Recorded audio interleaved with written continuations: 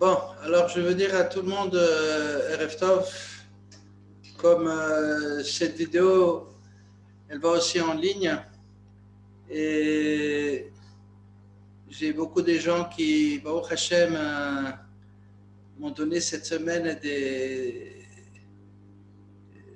reçu beaucoup de messages de WhatsApp, des messages vocaux, et beaucoup de questions aussi. Et je me suis posé des questions, comment on va vraiment avancer aujourd'hui, parce qu'avec toutes les questions qu'on a, ça va être un peu difficile à lancer, continuer en vitesse. Je crois que ce qu'on va faire, je veux commencer par répondre aux questions. Maintenant, pour ceux qui vont écouter ce cours en ligne, je vous propose toujours de voir les premiers deux cours, parce que là, on va continuer dans la progression de partager les connaissances dans comment faire, comment construire des relations et comment découvrir les fautes qu'on fait et comment réparer ces fautes. Mais pour pouvoir réparer, il faut d'abord être conscient quelles sont les fautes qu'on fait. Alors, ce que je voudrais faire aujourd'hui peut-être, c'est commencer d'abord par des questions que j'ai reçues la semaine. Et des questions très bien, parce que je pense que ces questions-là vont être comme un petit retour à ce qu'on a parlé la semaine dernière. Et je crois que c'est important qu'on puisse faire une petite marche en arrière, parce que des questions qui sont posées sont importantes, et je crois qu'il ne faut pas les ignorer. La première question que j'ai eue, alors je vais essayer de lire. Je suis en train de chercher online pour lire pour vous ces questions. Alors voilà.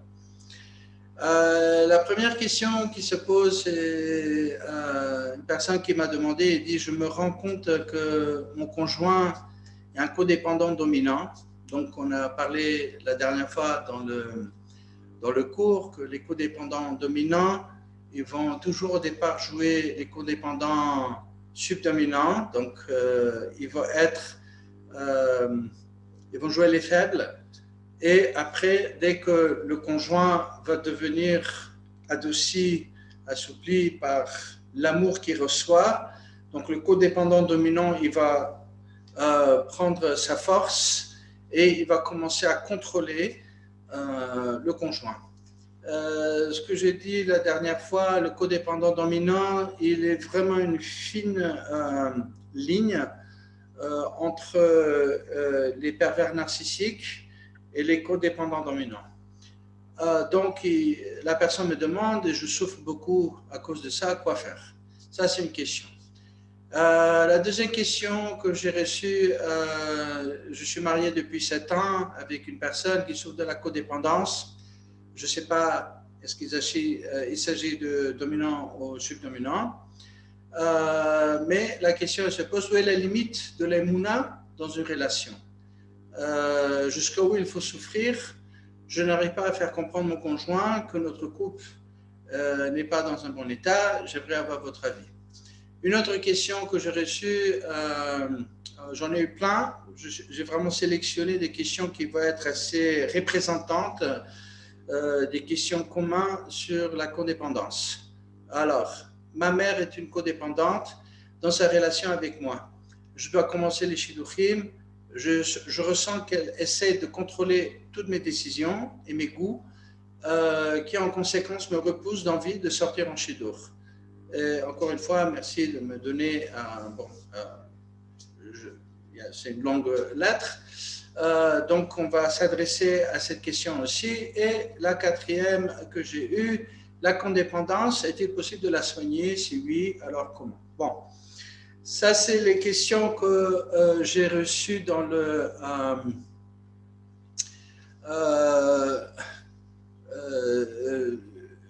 mail. Et il y avait une jeune fille de Paris qui m'a envoyé un message. Elle m'a dit que elle était, il y a 2-3 ans, elle était avec une personne avec laquelle elle avait une relation amoureuse. Et avant le mariage, du jour au lendemain, comme je dis dans la première vidéo, pardon, la dernière fois qu'on a parlé, c'est une chose qui se passe commun, que une ou quelques semaines avant le mariage, le garçon il s'est tourné, il lui a dit écoute, c'est pas ça, ce n'est pas ce que je cherchais, il s'est tourné, il est parti. Et la jeune fille, elle a laissé le message, elle me demande je ne sais pas quoi faire, ça fait 2 ans, je suis bloqué, j'arrive pas à avancer, chaque fois qu'elle sort faire un shidour, elle cherche la personne qu'elle a rencontrée dans le passé, donc elle pose la question quoi faire et comment faire. Et je crois que toutes ces questions de la codépendance sont très importantes. La première chose est la question vraie, est-ce que la codépendance, elle est vraiment soignable ou est-ce que la codépendance, elle ne peut pas être soignée. Donc, ici, je pense que ce qui est important de faire, c'est entrer un peu, parler comme l'autre personne, il m'a aussi posé la question sur les mouna. Et sur les mouna, je fais très attention à ce que je réponds. D'ailleurs, j'ai répondu à cette personne que quand on parle de les mouna, il faut faire très attention parce que c'est devenu un cliché. Encore une fois, un cliché, c'est une phrase qui se répète tellement que les gens ils perdent déjà le sens de ce que l'aïmouna veut dire. Alors, ça devient juste une phrase. Alors, je crois que ce que la personne qui a parlé de l'aïmouna voulait dire, c'est est-ce que un mari, par exemple, ou une femme, peu importe, dans un couple qui se trouve devant un conjoint qui a la codépendance, qu'est-ce qu'il doit faire maintenant? Est-ce qu'il doit maintenant aborder la codépendance avec, comment dire, repousser le couple? Est-ce que le couple est en danger? Est-ce que maintenant il doit souffrir?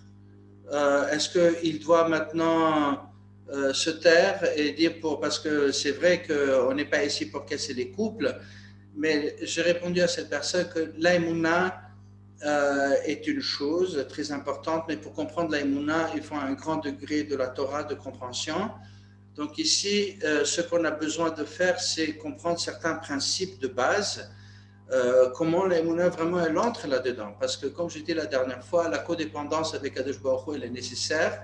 Ce n'est pas une maladie. La codépendance est en fait un fait avec lequel on est né et on a besoin de ces codépendances pour pouvoir être attaché à Kadosh Baruch Hu.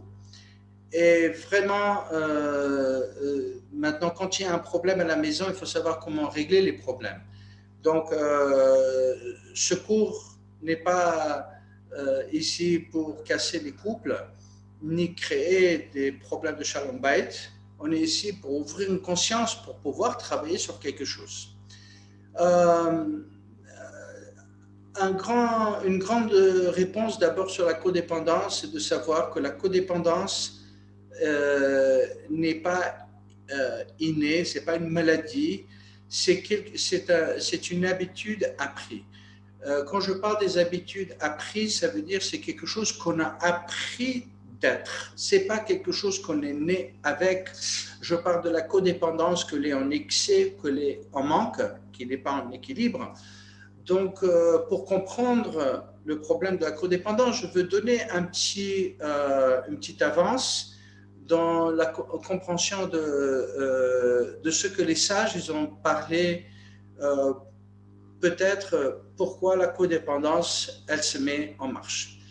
Alors là, je suis en train de partager avec vous un écran qui est vraiment une étude de Pirkei Avot, où Rabbi Akiva, il s'adresse et il va dire 4 lignes, vraiment 4 pensées extraordinaires. Donc, il va d'abord dire à Kol Tsafoui, c'est une chose, Ve'areshut Netuna, c'est une deuxième chose, Uftu Va'olam Nidon, une troisième chose, Ve'akol Lefi Rov Ha'maaseh, quatrième chose. Maintenant, pour pouvoir comprendre ce que Rabbi Akiva il dit ici, le Rabbi Akiva il s'adresse ici, il s'adresse vraiment à une contradiction, si je peux dire comme ça, qui est très classique, qui est exprimée dans le dialecte de Rabbi Akiva. Et ce qui veut, il dit à Kol Tsafoui, ça veut dire tout est attendu. Qu'est-ce qu'il veut dire avec tout est attendu? Qu'il n'y a rien dans le monde qui se passe sans que Kadosh Baruch Hu, il n'a pas déjà programmé, entre guillemets, il ne savait pas qu'il va y être. Parce qu'on sait que Kadosh Baruch Hu, il était dans le passé, il est dans le présent et il est dans le futur. Parce que la notion du temps, comme nous on le connaît, n'existe pas dans le monde de Kadosh Baruch Hu. Donc on pourrait dire que tout est déjà prédéterminé. Et de l'autre côté, Ve'areshut Netuna, ça veut dire que l'autorité est donnée à l'homme d'avoir un choix libre.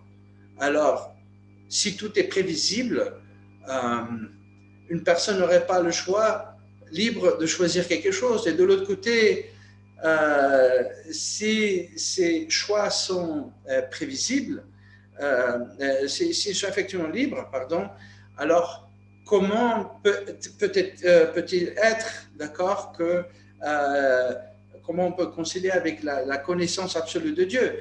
C'est-à-dire, c'est quoi le choix maintenant? Parce que ici, la question que la personne a posée par rapport à son conjoint qui souffre de la... est vraiment une question très fondamentale. Qu'est-ce que je fais? Je souffre. Est-ce que je quitte la maison? Je combats mon conjoint. Où je dois accepter Bemouna? Et là, c'est très, très important de faire attention. Parce qu'on peut tomber dans un piège. Un piège ici, c'est de dire, écoute, Kadosh Baruch Hu, il nous a donné la femme telle qu'elle est ou l'homme tel qu'elle est, donc je me tais et je subis. Ça, c'est ce qu'on pourrait dire que c'est la Emouna. Mais le problème de la Emouna ici va faire que c'est pas la Emouna que Rabbi Akiva il parle, de laquelle il parle. Il dit c'est vrai que Kadosh Baruch Hu a donné des situations, des moments où on peut vraiment effectivement être confronté à des problèmes, mais c'est à nous de gérer ces problèmes. Ça veut dire qu'il y a certaines l'effet que l'homme il s'est rencontré avec une femme et qu'ils se sont mis ensemble, ça c'est Kadosh Baruch Hu qui les ramène. Ce que je dis toujours, c'est que Kadosh Baruch Hu, il va répondre à la tfila de chacun. Ça veut dire qu'un homme va prier pour une femme et la femme va prier que Kadosh Baruch Hu lui envoie l'âme sœur, entre guillemets, qui va être correspondant à elle. Maintenant, les gens vont se rencontrer, mais comme ils vont se rencontrer, ils vont rencontrer aussi beaucoup de problèmes. Ça veut dire que le choix libre ici, ça veut dire qu'il y a un travail à faire pour pouvoir équilibrer ces déséquilibres. Ce n'est pas parce qu'on va se rencontrer que ça veut dire que les choses vont être parfaites, mais ça veut dire que Kadosh Baruch Hu va donner le produit, il va créer le produit, il va l'amener devant le conjoint, je parle ici des relations, mais maintenant c'est à nous de travailler dans ces relations, de trouver cet équilibre et de travailler. Donc la réponse vraiment à tous quelque part, c'est que c'est vrai que la Emouna, c'est que Kadosh Baruch Hu, il n'a pas ramené un conjoint, un chidour pour rien. Il n'y a pas de chidour qui se rencontrent pour rien. Ils sont exactement ce que Kadosh Baruch Hu, il a amené un vers l'autre.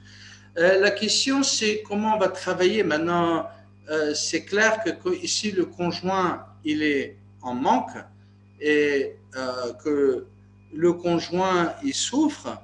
Alors là-dedans, il faut d'abord aborder avec le conjoint, d'abord ouvrir la conscience. Où est-ce que la mouna vraiment entre là-dedans? Les gens qui sont attachés à Kadosh Baruch Hu ne souffrent pas d'aucune codépendance. Ça, c'est un truc qui tient très fort. La codépendance, elle arrive parce que dans l'enfance, on était trop, bon, pas trop, mais tous les enfants, comme j'ai dit dans la première vidéo, les enfants, ils voient les parents comme des dieux.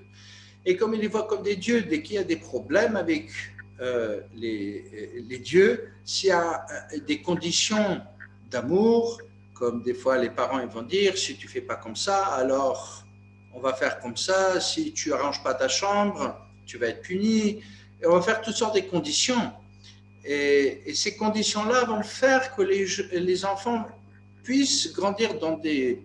si surtout les parents ne s'entendent pas bien et qu'il va y avoir des problèmes entre les parents, des chocs dans l'enfance, ça va créer un déséquilibre dans la codépendance parce que la personne, cet enfant qui va grandir, il va devenir une personne codépendante qui va essayer d'attacher les gens à lui pour ne pas les perdre parce que dans l'enfance, il a perdu ses propres parents d'une façon ou l'autre. Est-ce que c'est émotionnellement, est-ce que c'est physiquement, peu importe. Donc, là où je veux y arriver avec l'idée, c'est qu'il y a un choix à faire. C'est-à-dire, la émouna, c'est de savoir vraiment s'attacher à Kadosh Baruch Hu. Quand la personne est attachée avec Kadosh Baruch Hu, son comportement vis-à-vis des autres, il change. Maintenant, pas toujours les conjoints vont pouvoir aider aux autres conjoints à faire l'émouna, parce que le problème qu'il va y avoir... une seconde, je m'excuse.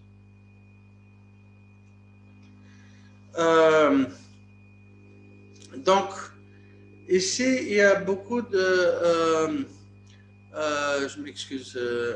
Donc, ici, il va y avoir un grand truc qu'on doit comprendre, que si vous êtes un codépendant subdominant, que vous reconnaissez que vous êtes attaché, que vous essayez trop de courir après les autres, c'est simplement parce que vous n'êtes pas attaché à Kadosh Baruch Hu comme il faut. Et si l'attachement avec Hachem est fait comme il faut, là, on ne va pas avoir de problème de codépendance. Ça veut dire que la codépendance va être équilibrée. Maintenant, ce qui est important de comprendre aussi, d'accord, c'est que dans un couple, c'est important qu'il y ait un attachement. Et il ne faut pas confondre l'attachement avec la codépendance. Dans un couple sain, un homme il est attaché à sa femme, donc il cherche pour le bien de sa femme et il veut pour le bien de sa femme. Et si et si la femme est attachée à son mari, c'est une bonne chose, c'est pas une mauvaise chose.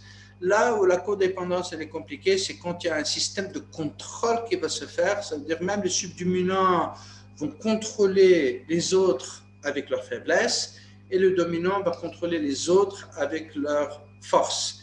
Donc, quand il y a des problèmes de couple, c'est important, je crois que c'est très important de retrouver d'abord un équilibre de pouvoir parler, communiquer. Maintenant, quand je parle de communication, c'est clair que si le codépendant dominant est impossible à communiquer, il faut vraiment tenir une chose dans la tête.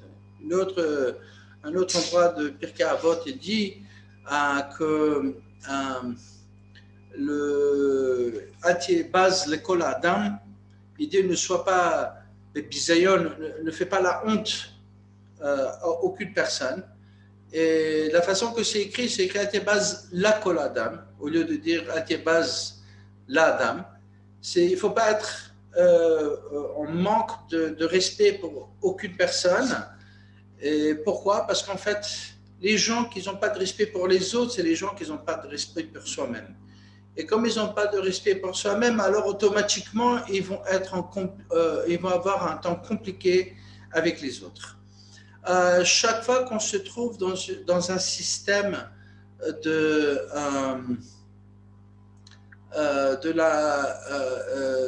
parler avec quelqu'un, d'abord, il faut vous-même que vous êtes sûr que vous parlez d'un côté pur, que vous parlez d'un côté qui est propre. Parce que si notre côté propre n'est pas à sa place, automatiquement, ça va être compliqué. Donc, pour tous ceux qui souffrent des codépendances, il y a une façon de travailler.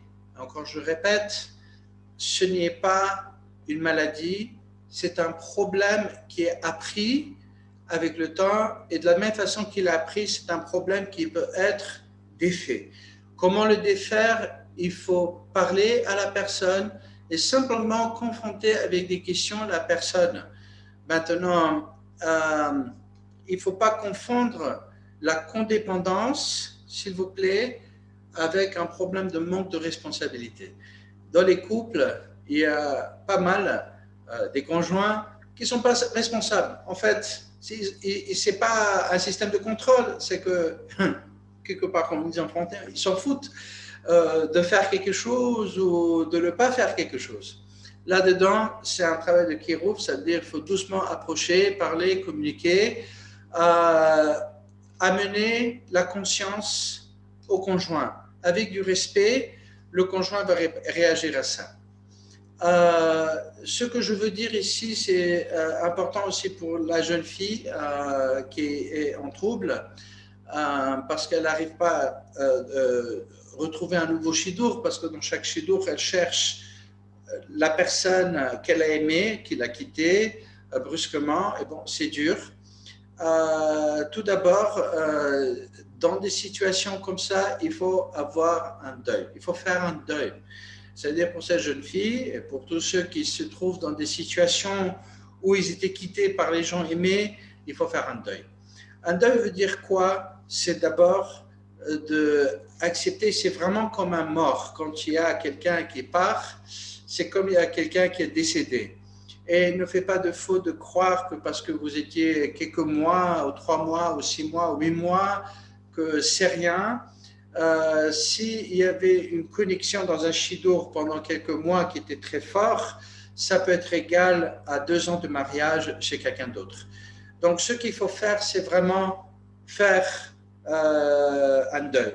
Pour faire un deuil, ce que je propose de faire, c'est de faire plusieurs choses. Un, c'est essayer de se rappeler qu'avant de rencontrer cette personne, vous avez eu une vie sans cette personne. Il faut se brancher à ce temps avant. Deuxième, quand vous sortez au Shidurim, au lieu de chercher l'amour que vous avez avec cette personne, il faut accepter, il faut l'envelopper quelque part, cette relation qui était, la mettre dans une boîte, et il ne faut pas l'effacer ni échanger. Gardez-la, c'était quelque chose de précieux, de joli.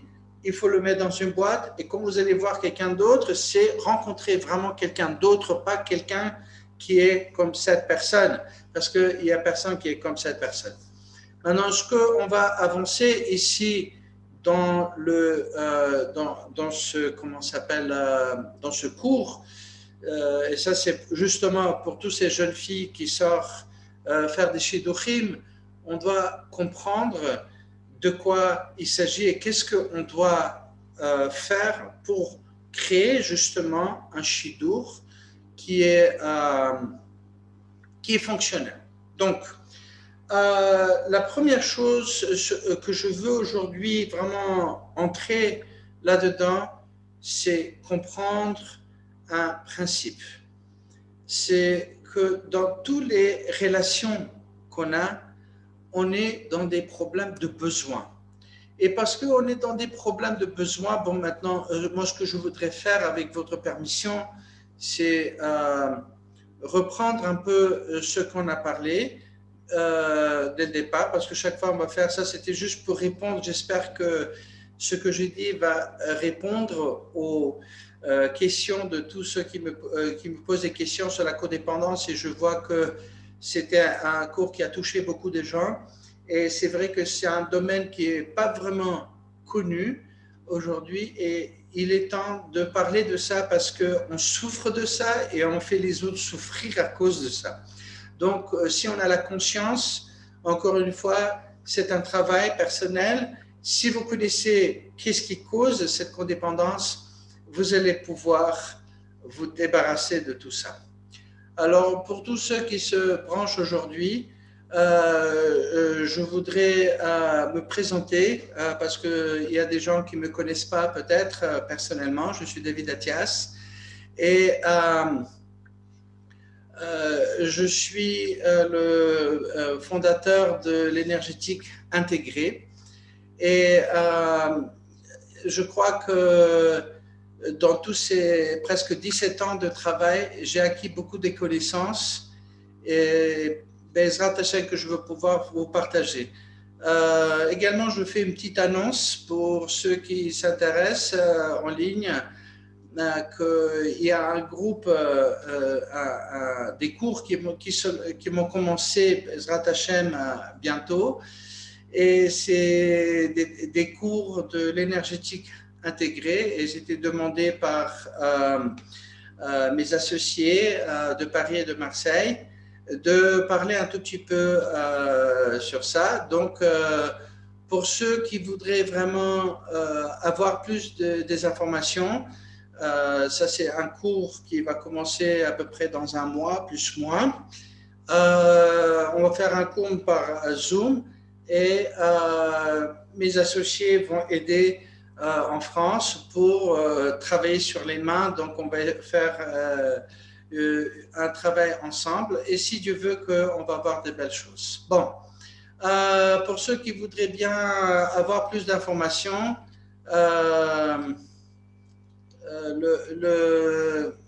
une seconde, je suis en train de sortir ici une page, une seconde, ça y est, tac, pouf, allez. Donc, je partage ici mon numéro de téléphone si vous voulez me contacter pour faire des cours. Alors, quelques petits mots sur la formation, vraiment quelques petits mots parce que je ne veux pas mettre là-dedans le cours entier. Je voudrais vraiment simplement donner des données comme ça en gros. L'énergétique intégrée est une étude qui est fondée sur des années de recherche neuroscientifiques avec des compléments et des vues des lois des médecines orientales traditionnelles et des systèmes bioénergétiques. C'est aussi avec les compléments de l'étude de la Torah, parce que j'ai passé des années à rechercher dans la Torah où est-ce que la Torah elle touche l'énergétique et comment cette énergétique elle est structurée. En bref, l'intégration énergétique est vraiment comment faire 10 ans de psychoanalyse, je crois très précis, en 1 heure. Alors voilà, c'est très court. Alors vous avez mes données sur l'écran. Si vous êtes intéressé, vous connaissez des gens qui voudraient bien, envoyez-moi vos données et avec plaisir, vous pouvez, je vous envoyer vers mes associés qui vont pouvoir vous aider avec l'inscription. Bon, jusque-là. On a parlé la dernière fois, Baruch Hashem, de une seconde, on va le mettre en marche ici. Bon, c'est parce que j'essaie de... Voilà, très bien. Donc, une marche en arrière, je partage l'écran. Une seconde. Et voilà, très bien.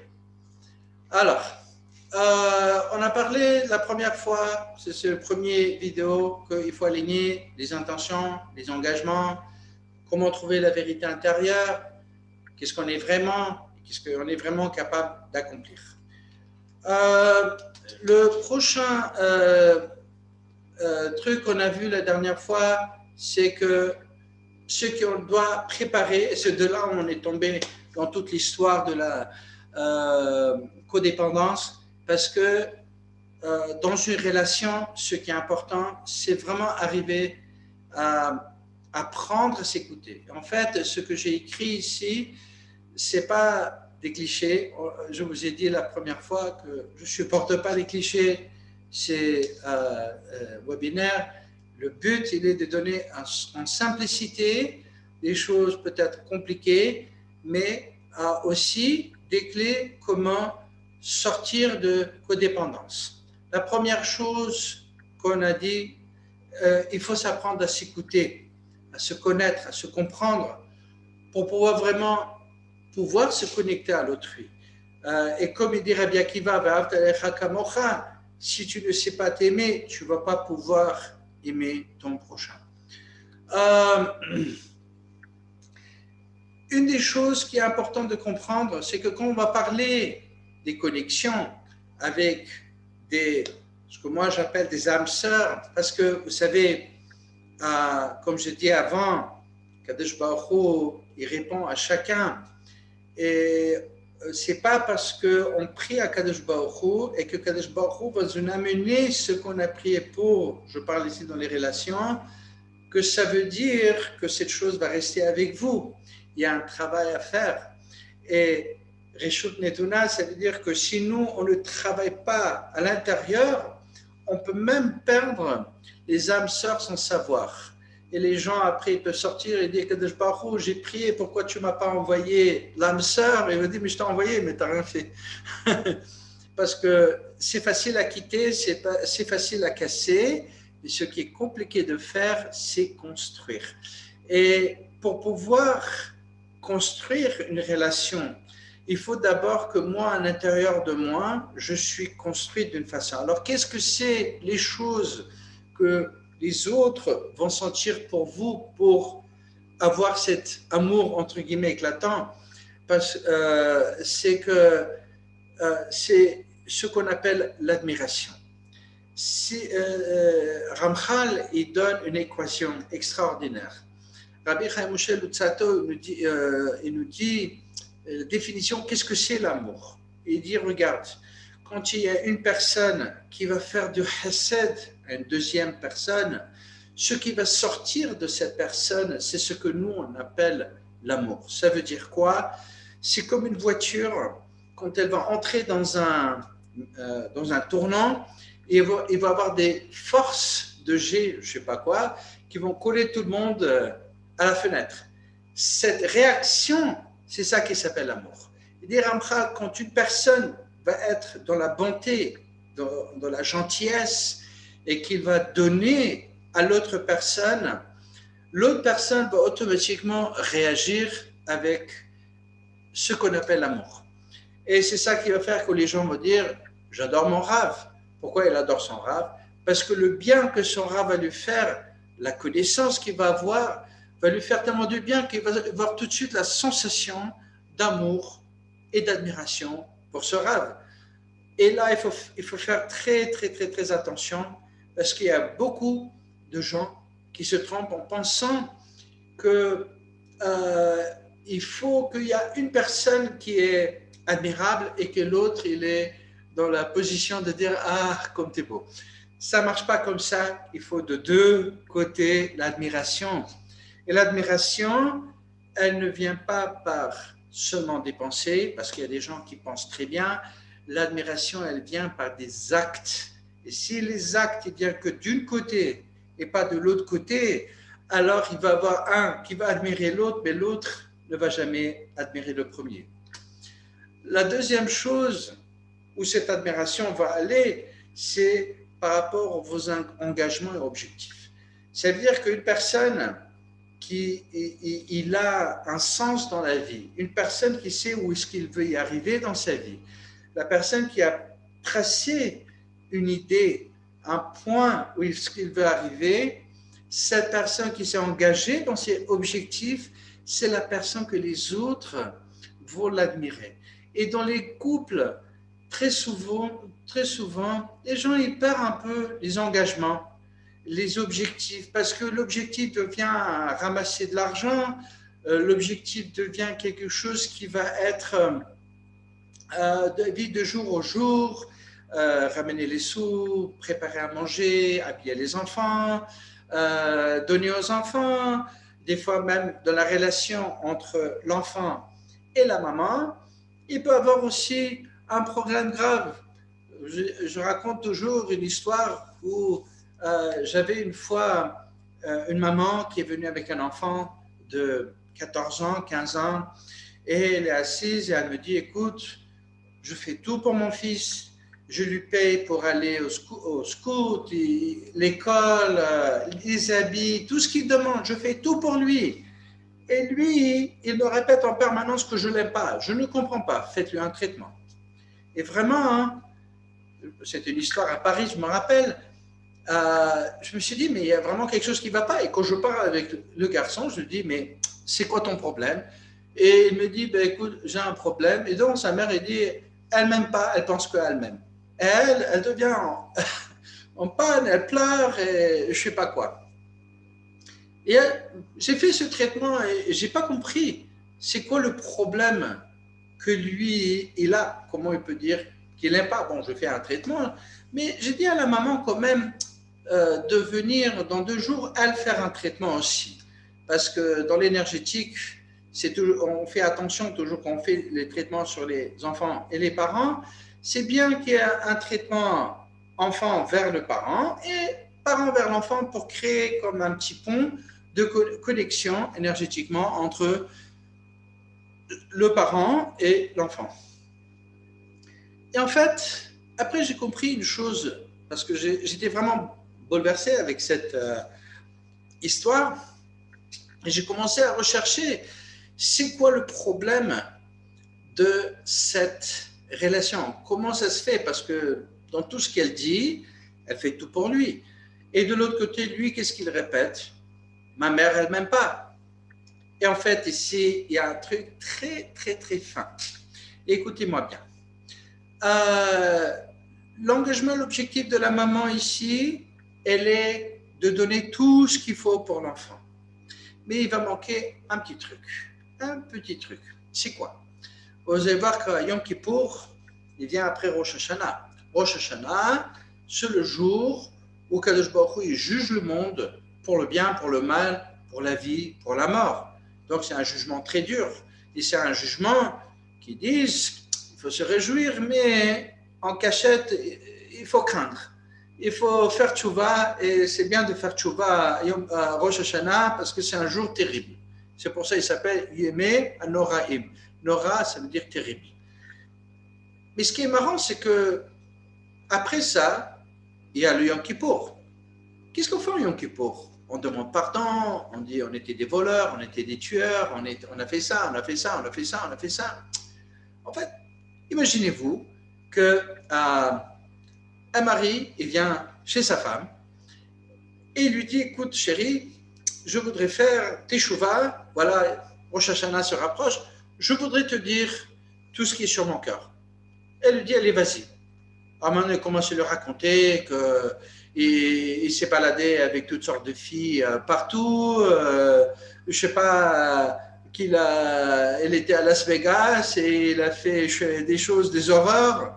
Est-ce que cette femme va maintenant lui pardonner ou est-ce qu'elle va être que maintenant pire qu'avant? Imaginez dans un cours de justice, quelqu'un qui était arrêté parce qu'il a conduit trop vite, donc il a eu une PV. Et maintenant, quand il vient en cours de justice, il dit, écoutez, le juge, je vais vous dire quelque chose, il n'y a pas que ça. Bon, j'ai aussi fait des drogues, j'ai aussi fait un braquage, j'ai aussi tapé les gens, et voilà, maintenant je veux dire tout ce qui est sur mon cœur. Qu'est-ce qui va se passer? Maintenant, ce n'est pas le PV qui va payer, il va finir en trouble.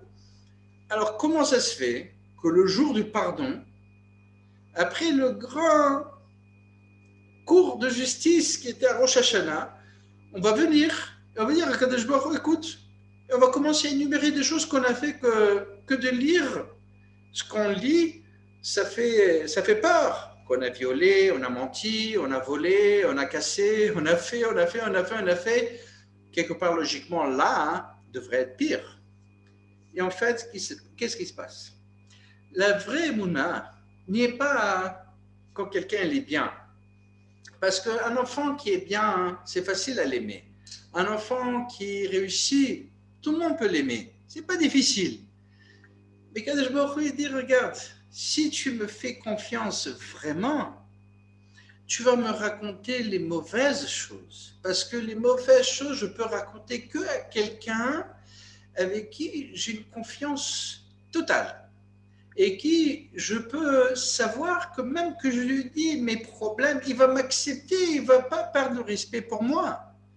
C'est pour ça que Yom Kippour, on va raconter nos mal et on va être accepté dans ce mal. Et Kadosh Baruch Hu, comme s'il disait, ah, tu m'as fait confiance de me raconter tous tes malheurs, tous tes côtés mal, donc tu as les mounas en moi, salar tekid varecha, je te pardonne. Et c'est pour ça que le Yom Kippour est le grand pardon. Parce qu'en effet, Kadosh Baruch Hu, il n'est pas comme les êtres humains. Mais où se trouve l'histoire? Si vous posez les enfants une question très simple, est-ce que papa et maman, ils vous aiment, ils les aiment quand ils sont gentils, ou papa et maman, ils les aiment quand ils sont méchants? Qu'est-ce qu'ils vont répondre? Bien sûr qu'ils vont dire, ah, quand on est gentil. Mais si vous posez la question à papa et maman, c'est vrai, ils vont dire, ben non, on aime les enfants de toute façon. On va les punir pour leur bien, mais il n'y a pas de condition. C'est-à-dire que la vraie mouna, le lien va se passer quand quelqu'un peut raconter quelque chose de soi et peut être accepté dans ce qu'il est. Et quand j'ai rencontré la maman de ce garçon quelques jours plus tard à Paris, je lui ai dit, vous savez quoi? Votre fils, il a raison, vous ne l'aimez pas. Elle a sauté, quoi? C'est pas possible. J'ai dit, oui, oui. Parce que vous lui donnez tout ce qu'il faut, il n'y a pas de problème. Mais est-ce que vous êtes prêt à entendre les problèmes que lui, il souffre? Quels sont ses objectifs à lui? Pas votre objectif, mais quels sont ses objectifs à lui? Quelles sont ses souffrances? Quels sont ses côtés mauvais? Si vous n'êtes pas capable d'entendre ses côtés mauvais, c'est-à-dire que lui aussi, il ne va pas vous raconter rien, donc il n'y a pas d'amour, il n'y a pas de connexion. Et là se trouve vraiment le côté qui est important ici. C'est que l'admiration est bien parce qu'on a une aspiration, on a une ambition d'arriver quelque part. Ce n'est pas seulement l'objectif nécessaire parce qu'il faut vivre, il faut payer les frais, il faut habiller les enfants, il faut que nous on s'habille, qu'on mange, qu'il y a Shabbat. C'est très bien, ça c'est un objectif très important. Mais l'aspiration et l'ambition est celle qui va créer l'admiration chez le conjoint. Quand le conjoint il voit que son partenaire, il a un but, pas seulement de gagner l'argent, mais il veut construire quelque chose plus élevé. Maintenant, pour ceux qui sont religieux, ils vont dire élevé dans la Torah, pourquoi pas? Mais des fois, l'élevé, c'est aussi être une personne meilleure avec certains standards. Et le problème, c'est que beaucoup de gens, ils ont des standards quand ils sortent de la maison, mais dans leur propre maison, ils n'ont pas de standard. Et le standard, il est très important. Parce que ce standard qu'on a, c'est lui qui va faire fonctionner les relations. Alors, pour les jeunes filles qui vont sortir avoir un shidur, ils risquent de se trouver dans une difficulté. Pourquoi dans une difficulté? Parce que dans ce shidur, ils risquent de trouver que la personne ne pose pas les questions qu'il faut. Et en fait, les questions vont baser sur quoi exactement? Chacun de nous a des manques. Et si vous posez les questions aux filles, par exemple, qu'est-ce que tu cherches dans un shidur? Elle va dire, je cherche quelqu'un qui va me compléter. Quelqu'un qui va me donner quelque chose, un sens d'être. Et là, c'est tous les problèmes de shidur qui commencent, et c'est là où commencent tous les problèmes de codépendance. Où est l'histoire? Quand les deux jeunes se rencontrent dans le shidur, ils sont bien maquillés, ils sont bons, ils sont bien, et ils se cherchent, donc ils vont montrer tout ce qu'il faut pour que l'autre il soit attiré vers cette personne. Maintenant, une personne qui a un manque, peu importe quel est le manque qu'il a, l'autre conjoint va essayer de combler ce manque. Mais le problème de ce manque, ça va être que la personne ne peut pas combler votre manque. Et là se trouve vraiment le grand problème, ce qu'il faut d'abord déterminer avant de commencer un shidur, avant de commencer une relation. Quel est le manque en vous que vous voulez que l'autre y comble?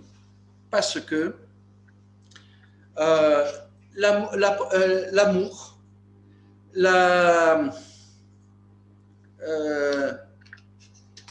une seconde, on va se lancer ici, voilà. Bon, ici j'ai marqué que le principal erreur commise est de penser que tout ce dont l'amour a besoin, c'est d'aimer. Donc on va chercher, est-ce que l'amour, elle est là? Et c'est faux. Parce que il faut comprendre une chose, que nos manques à nous, on est les seuls pouvoir les régler, les combler. Et autant que nous, on n'a pas réglé nos manques, on va être en permanence dans une recherche de déception. Et ce manque-là, on va avoir cette sensation, comme dit Ramchal, quand il y a un qui fait le chesed vers l'autre, il y a l'amour qui sort, que si le conjoint me comble ce manque que j'ai, alors je vais l'aimer énormément. Mais une fois que le temps va passer et que les gens vont se fatiguer et qu'on va tous être un peu plus larges, les enfants vont venir et qu'on va commencer un peu à perdre ce premier éclat d'affection, ce qui va rester maintenant, c'est le travail. Et le conjoint qui a comblé le manque, il va commencer à retirer ce qu'il a investi dans l'autre pour combler le manque de l'autre. Et ce qui va se faire, c'est que la personne va se retrouver maintenant dans un manque de nouveau. Et en fait, ces manques, c'est vraiment comme une dent. Si vous avez un trou dans la dent et vous allez mettre une stima, on va fermer cette dent avec du ciment. Avec le temps, le ciment il tombe. Qu'est-ce qui se dévoile? Le manque. Et là commence vraiment le grand problème de toutes les relations. Est-ce que ce qu'on cherche, c'est quelqu'un qui va combler nos manques, auxquels on est le seul de pouvoir les combler, ou est-ce qu'on cherche une personne qui va être dans la même direction dans laquelle moi je me dirige, comme j'ai dit il y a 2 minutes, d'accord, dans mes aspirations, mes ambitions, mes objectifs. Et si la personne qui se trouve devant moi, imaginons dans un shidur, il est intéressé à m'aider et que moi, je suis intéressé et je suis en admiration de l'objectif de l'autre, alors là, le couple va commencer à construire le bien. Ils ne vont pas chercher combler le manque un de l'autre, parce que combler le manque veut dire qu'une seule chose, c'est se retrouver dans la déception d'une fois à l'autre et répéter ces déceptions sans arrêt. Donc, ce que je dis ici, que ce besoin, maintenant, ici, comme vous voyez, c'est la seule Haredia que j'ai trouvée online, malgré qu'elle est un peu courte, mais bon, j'imagine qu'elle est française ou quelque chose, mais elle représente justement l'idéal d'une fille qui cherche son prince charmant. Alors, sur quoi elle va coincer cette fille? D'abord, elle va chercher d'être complétée par les autres. Après ça, elle va chercher d'être comprise par les autres. Et de là, on cherche le respect. On demande que les autres nous respectent. Et après ça, on va s'accrocher à l'acceptation, parce que si la personne qui est en face de nous ne nous accepte pas, alors comment moi je peux être sereine dans la relation? Et surtout, je veux être aimé par les autres. Alors il faut comprendre, c'est très bien de vouloir être aimé, c'est important. Mais être aimé par les autres ne veut dire qu'une chose, c'est que moi, je ne m'aime pas. Et Rabbi Akiva l'entre, il dit, tu vas aimer ton prochain comment? Comme toi-même. Donc, ça, c'est les erreurs.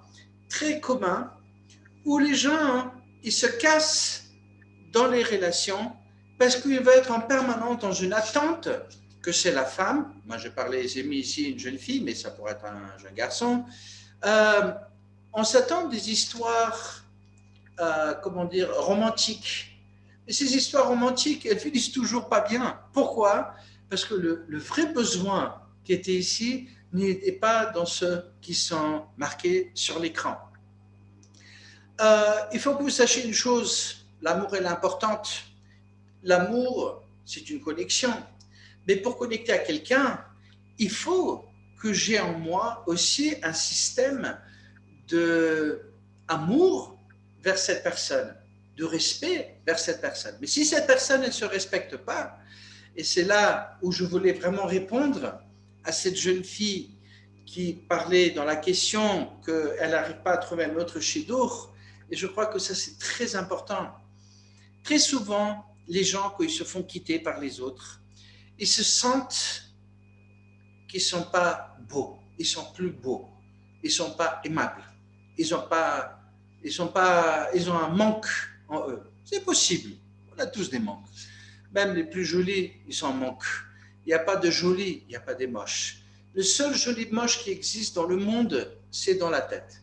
Et d'ailleurs, on parle sur Esther Amalka de Purim, qu'on l'appelle Hadassah, elle est un peu verte comme ça, comme des bédouines comme ça, un peu pas aussi jolie que peut-être cette fille sur l'écran. Mais ce qui est important de savoir, c'est que cette Esther, sa beauté, elle était intérieure. Elle n'a pas douté sa beauté. Et parce qu'elle n'a pas douté sa beauté, alors elle a apparu comme une beauté extraordinaire. Alors, toutes les filles qui s'habillent à Purim, elles vont être Esther Amalka, elles s'habillent comme des reines, comme des trucs, et ils vont se beautifier pour un bel. Mais ce n'était pas ça la beauté de Esther. La beauté de Esther, elle était qu'elle, à l'intérieur de elle, elle était kamocha. Elle s'aimait, pas narcissique, elle savait sa valeur, elle savait quelles étaient ses belles dimensions, ses objectifs à elle, ses inspirations à elle. Elles étaient plus élevées que les autres, et c'est ça que le roi Achashverosh, quand il l'a vu, il a dit « Ah, c'est elle que je veux », alors qu'il ne voyait que des plus belles du royaume, Hashem Yishmor. Mais c'était des temps comme ça.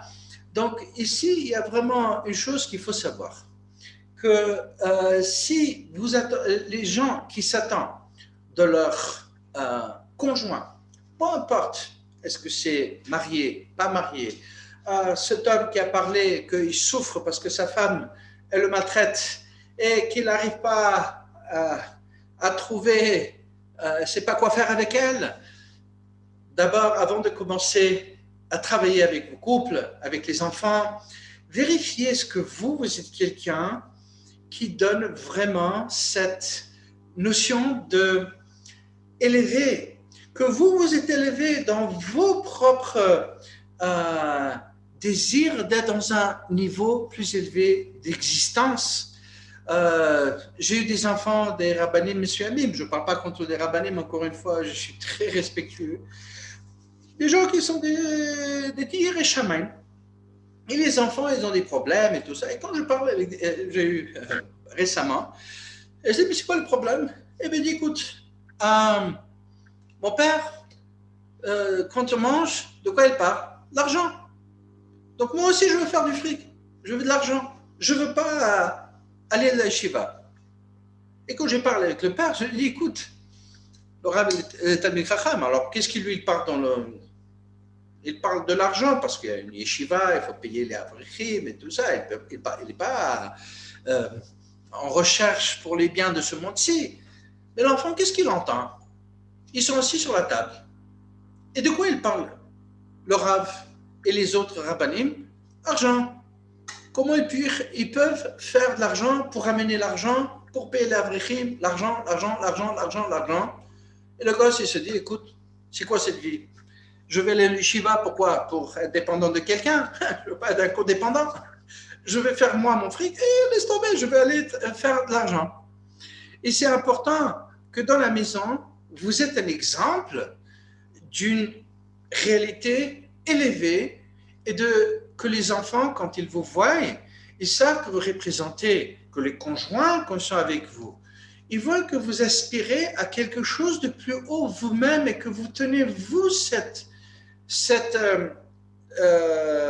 niveau. Si votre aspiration elle est faite comme il faut, alors vous n'allez pas trouver des problèmes, vous allez trouver que le bien. Maintenant, le problème qui va se trouver dans ces histoires, c'est que beaucoup de femmes, je parle des femmes et je veux parler des hommes, d'accord? Beaucoup de femmes veulent être celles qui sont inspirées par le partenaire. Elles veulent être traitées comme des reines. Mais elles oublient que les hommes aussi sont en fait attirés par les filles, les femmes, qui s'épanouissent pour atteindre leurs propres idéaux et rêvent ainsi qui s'épanouissent vers les valeurs humaines plus élevées. Et ça, je pense, j'aurais pu mettre ici une ligne, que quand on voit une personne qui monte à un niveau où il veut atteindre un but un peu plus élevé, un peu plus rouhani, et qu'il croit et il le vit vraiment dans la maison, avec soi-même, il ne peut pas y avoir que les autres ne vont pas être touchés par ça. Par contre, si cette, comment s'appelle, cette personne, comme beaucoup de fois, les femmes, quand les maris rentrent à la maison, ils ouvrent la porte, elles sont habillées pas aussi belles, elles s'habillent bien pour sortir dehors. Je raconte l'histoire de mon Rav Yaakov Peretz Shlita, un grand Talmid Chacham, c'est un élève de Chazon Ish, de Ponevezh Yeshiva, qui il y a plus que 30 ans, il devrait être le Rishon LeZion, ici en Israël. Et c'est une personne qui m'a beaucoup influencé d'étudier la halakha et de connaître la halakha. Et une fois, ma belle-sœur, elle était chez la rabbinite, la femme de Rav Yaakov Peretz, et la rabbinite part avec ma belle-sœur, et du coup, elle regarde, elle dit, oh, mais il est 5 heures. Elle se lève, elle part, elle s'habille, elle se maquille, et elle revient tout habillée comme si elle va à un mariage. Alors, ma belle-sœur qui lui dit, rabbinite, Sipra, il y a une mitzvah, Sipra, qu'est-ce qui se passe? Elle dit, mais non, il y a mon mari qui arrive. Ça, c'est des valeurs plus élevées. Et ce n'est pas permis que son mari, quand il entre à la maison, va la trouver d'une façon, alors que la rabbinite, elle a peut-être 80 ans, ce n'est pas une jeune femme de 50 ans, mais elle tient son niveau de respect vers soi-même.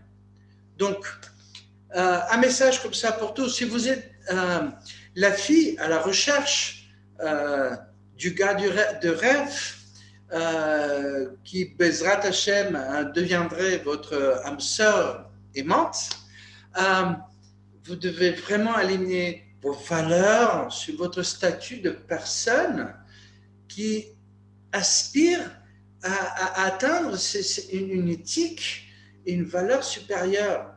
Et croyez-moi quand je vous dis ça, il n'est pas possible, je dirais impossible, de faire semblant, parce que les gens ils le sentent tout de suite. Et toutes les filles quand ils viennent de faire les shidduchim, elles sont tous maquillées, tous belles, tous présentes, tout est bien, mais très vite commence à baisser, tu me saoules, laisse tomber, commence un peu de musique, un peu de truc, un peu de la mode, un peu je sais pas quoi, et les garçons qui étaient intéressés, ils commencent à perdre l'intérêt parce qu'ils voient que la personne n'a pas de respect pour soi-même. La question qui se pose encore une fois, je répète, c'est quoi ces valeurs supérieures qu'on doit avoir sur nous? Est-ce que c'est les Torah, les mitzvot?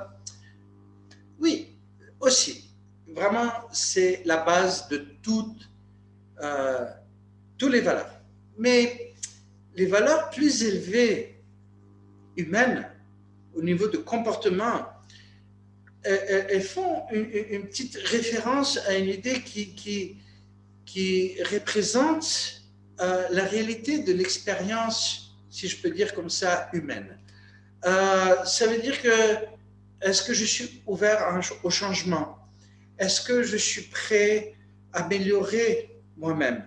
Est-ce que je fais ce qu'on dit upgrade, mise à jour? Chaque jour, j'essaie de voir dans quoi je peux monter, dans quoi je peux améliorer moi-même. Et est-ce que je suis vraiment intègre de protéger mes idées? Ce que les autres, peut-être dans la famille, ils vont faire autre chose, c'est pas grave. Mais si vous êtes intègre dans votre idée, ça va attirer les autres vers vous. Euh, Bien sûr, malheureusement pour les filles qui n'ont pas tellement de valeur sur soi, elles vont, surtout celles qui vont chercher de profiter, c'est clair que ces valeurs, elles seront probablement euh, de beauté suffisante au début du comment s'appelle d'un mariage, d'un mariage, mais ça va pas être assez. Et de l'autre côté, le problème, il est là aussi chez les hommes, qui ils vont penser que parce que je m'habille, ça en France surtout, on va voir, même ici en Israël, que les jeunes, même qui sont dans les chivotes, ils font attention aux cheveux coiffés, des voix profondes, des lunettes noires, mettre plein de fric, d'argent dans les poches, et que ça va être le point principal, principaux qui vont donner aux filles l'intérêt pour se rapprocher à ces hommes-là. C'est possible, ça va marcher. Mais le problème, c'est que de plus que les conjoints vont se charmer au départ, de plus avec le temps, il va y avoir la déception. Parce que qu'est-ce qui se passe dans la déception? Les gens vont se rendre compte qu'en effet, ce que vous avez présenté au départ n'était pas le bon départ. Et les gens vont commencer à perdre l'intérêt parce qu'ils étaient amoureux de ce que vous avez présenté et pas de ce que vous êtes vraiment. Et c'est là où je propose à tout le monde que vraiment faire attention, que surtout maintenant je parle un peu de Shidduchim, à quel point c'est important que dans la présentation, dans les Shidduch, les gens soient vrais par rapport à eux-mêmes. Pourquoi? Parce que c'est cette personne que dans la vie, les autres, ils doivent l'aimer. Et si les gens se présentent quelque chose d'autre, juste pour attirer, parce que dans le Hollywood, dans les films, on voit que le mec, il va faire toutes sortes de choses pour que la belle fille le regarde, d'accord? Alors, il va essayer de copier ça dans la vie de jour à jour, mais c'est un grand danger, c'est là où les couples ils se cassent. Parce qu'avec le temps, ils se rendent compte doucement, la hâte, que ce couple, que ce conjoint n'est pas vraiment ce qu'il était au départ. Elle était amoureuse de cette personne et pas de la personne qu'il est vraiment. Et là, le couple, il est parti à travers. Encore une fois, ça ne veut pas dire qu'il faut divorcer, mais malheureusement, beaucoup de divorces se font à cause de ça.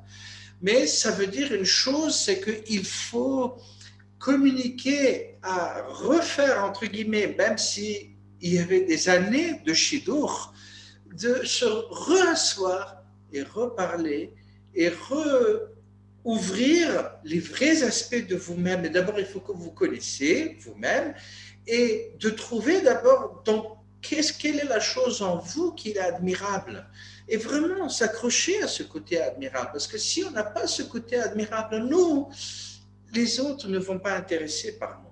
Et ça, c'est le problème, quelque part, des codépendants. Parce que les codépendants, qu'est-ce qu'ils font?